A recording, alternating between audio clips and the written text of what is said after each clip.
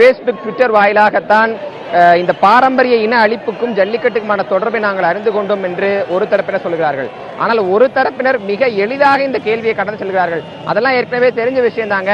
இது போன்ற ஏற்கனவே ஒரு இளைஞர் சொன்ன மாதிரி ஜெர்சி பசுக்களை கொண்டு வந்தா நாட்டு மாடு இனங்களை அளித்தார்கள்.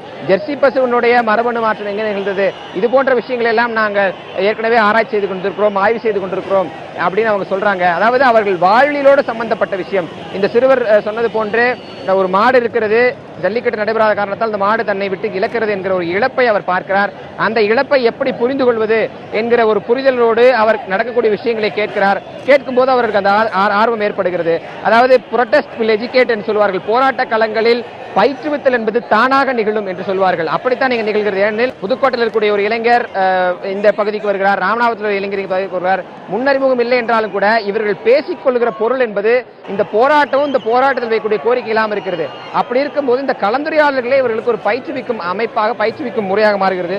ஒரு இளைஞர் தானாக முன்வந்து சில கருத்துக்கள் முன்வைக்க நினைக்கிறார். நீங்க எங்கிருந்து வரீங்க? என்ன? மதுரையிலேருந்து வரேன். என் பேர் மணிகண்ட பிரபு, சூரியநகர்லேருந்து வரேன் நான். ஆக்சுவலி எங்களுக்காண்டி சென்னை, கோவை, திருப்பூர், மற்ற எல்லா இடத்துலையும் எங்களுக்காண்டி ரொம்ப போராடுறாங்க. முக்கியமாக ஐடி பீப்புள்ஸ் ரொம்ப போராடுறாங்க. ஸோ அவங்களுக்கு நான் ரொம்ப நன்றி நான் தெரிவிச்சுக்கிறேன். ஸோ மேக்ஸிமம் அவங்களால முடிஞ்ச ஹெல்ப்பை ப்ளீஸ் நீங்கள் எல்லோரும் போய் ஹெல்ப் பண்ணுங்கள். ஸோ உங்கள் ஸ்டேஜில் உள்ள உங்களோட ஜல்லிக்கட்டு சப்போர்ட்டர்ஸ் கண்டிப்பாக நீங்கள் சப்போர்ட் பண்ணுங்கள். ஸோ உங்களை நம்பி தான் நாங்களும் இங்கே இருக்கோம். ஸோ நாங்கள் கண்டிப்பாக இங்கே இருப்போம். ஸோ நீங்கள் எங்களுக்கு ஒரு சப்போர்ட் கொடுங்க. நாங்கள் பயந்து ஒழிய மாட்டோம். அங்கே ஒரு காளையாக தான் இங்கே இருப்போம் கண்டிப்பாக.